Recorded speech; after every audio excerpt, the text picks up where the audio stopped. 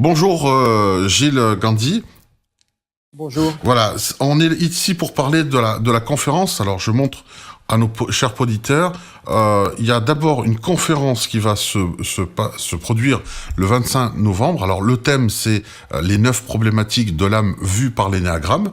Et ce sera suivi d'un stage par la suite qui se dérouleront le 26 et le 27 novembre sur ce même thème. Donc très très sincèrement, moi personnellement, l'énéagramme, je ne sais pas du tout, je suis tout à fait nanti là-dessus, et je pense que d'autres auditeurs sont dans le même cas que moi. Alors, Gilles, est-ce que tu peux nous expliquer ce que c'est que l'énéagramme et comment on voit les problèmes de l'âme vus par l'énéagramme? Alors, je ne vais pas refaire la conférence parce que ça va être long. L'énéagramme, c'est un mot qui vient du grec qui veut dire figure à 9 points. Donc, c'est en fait un cercle. C'est un dessin d'un cercle dans lequel on a relié 9 points, de 1 à 9, par des flèches. Et cette figure, elle est connue depuis longtemps, puisqu'on pense que Pythagore l'avait dessinée et donc la connaissait déjà. Et c'est une sagesse qui vient de l'Orient, du Moyen-Orient notamment, parce que c'est un savoir qui est arrivé par Gurdjieff et par l'Afghanistan, les soufis d'Afghanistan. Et c'est une typologie, ça décrit une typologie de 9 caractéristiques humaines qui sont en fait 9 pathologies et qui cachent 9 vertus. Et cette façon de voir le cheminement de la personne, de la construction de la personnalité, hein, persona en latin c'est le masque de théâtre, et en fait on peut savoir rapidement dans quel type on est, on appelle ça un type, un énéatype, et puis donc on peut vite discerner quelles sont les problématiques fondamentales qui sont inconscientes chez quelqu'un, et donc quelles sont ces pathologies qui vont se développer. Ça on peut les prédire à 100%, c'est très très efficace. Et derrière, ce qui est intéressant pour nous, c'est qu'est-ce qu'on en fait et comment on peut dépasser ça. C'est un outil magnifique de développement personnel en fait, et même on pourrait dire de développement spirituel, parce que l'énéagramme, ça a été connu par les pères du désert. On dit qu'il y a 7 péchés capitaux, en fait, les auditeurs vont être surpris d'entendre qu'il y en a 9. L'Église en a oublié 2, je ne sais pas pourquoi il en a oublié 2. On dit que les chats ont 9 vies, alors pourquoi pas, hein? Oui, par exemple. Oui, c'est un exemple. Un exemple concret, donc, d'une pathologie qui peuvent être détectées par ce procédé. En fait, c'est simple, il suffit de faire ce qu'on est en train de faire. On se branche sur les multimédias, on se branche sur la télévision, par exemple, et on observe les présentateurs de télévision, on observe les gens qui dirigent le monde. En gros, je le dis, mais ils sont tous pathologiques. Quelque chose d'automatique, de compulsif, hein, d'après le langage de la psychologie moderne, c'est compulsif, on ne peut pas s'empêcher. Donc en fait, une personne qui est de plus en plus voyante, c'est-à-dire plus les gens vieillissent, plus ils deviennent caricaturaux. Et donc c'est assez amusant de regarder la télévision ou de se mettre à la terrasse d'un bar et de regarder les gens marcher dans la rue, parce qu'on va voir les pathologies. C'est un 3, tiens, celle-là c'est une 2, tiens, celui-là c'est un 8. C'est très amusant.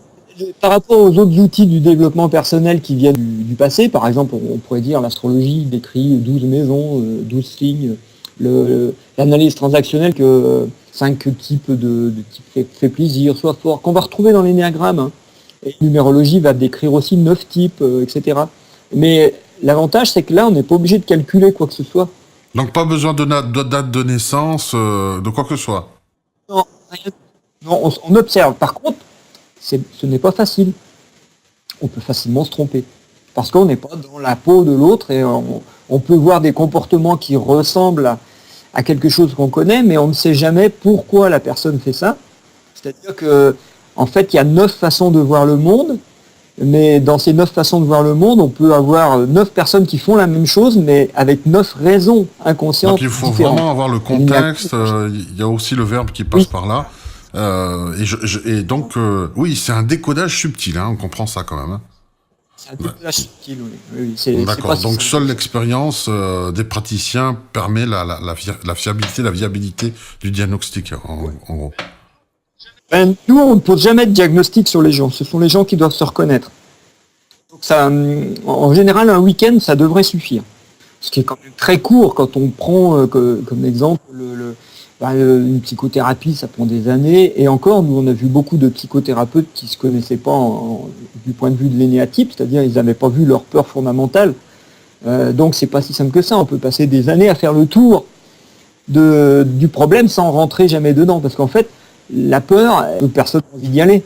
Bien évidemment, là on rigole derrière nos écrans, mais en fait, quand on est face à sa peur, on dit qu'on... Donc c'est pas nécessairement confortable et tranquille, c'est pas tranquille. Passer par l'énéagramme, ça doit remuer des choses quand même. Ça remue des choses, mais en même temps, il faut quand même rassurer les gens qui nous écoutent. Tous les matins, on se lève, on est dedans. On est dedans, mais on ne le sait pas.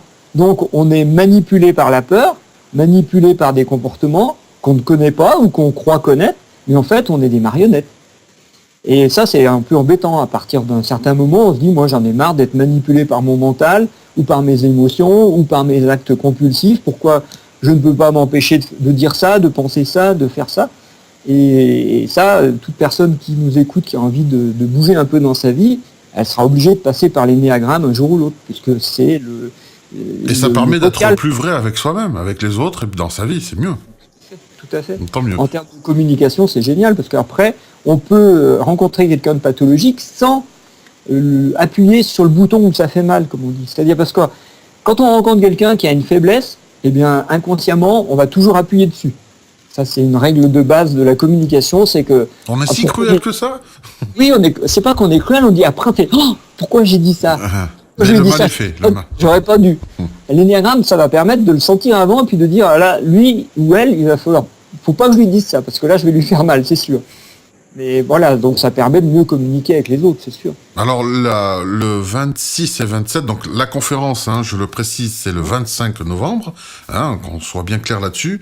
Et l'atelier qui derrière, qui est un stage de 2 jours, donc c'est très fourni. Donc, normalement, ça permet de se voir. Ça permet de se voir au bout de 2 jours. Et il sera suivi d'un deuxième niveau en janvier, je crois. Toujours un roman. D'accord. Et qui permettra là d'aller voir la vertu qui est derrière. Parce que en 2 jours, on voit la pathologie.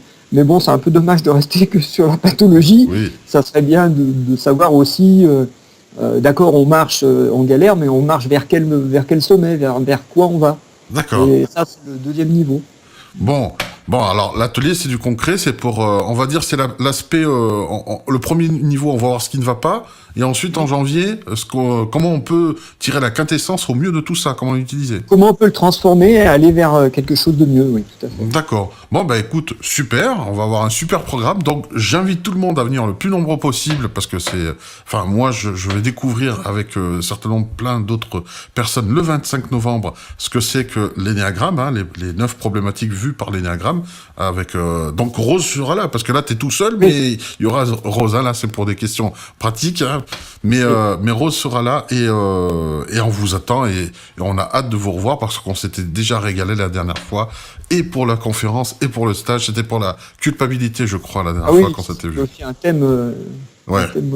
Qui est passionnant d'ailleurs, passionnant. Nous, on adore venir à un roman aussi, on revient avec plaisir. Tant mieux, on a hâte de vous revoir. Merci beaucoup Gilles, et puis rendez-vous au 25 novembre pour tout le monde. D'accord, oui, c'est bientôt. Allez, au revoir. Au revoir.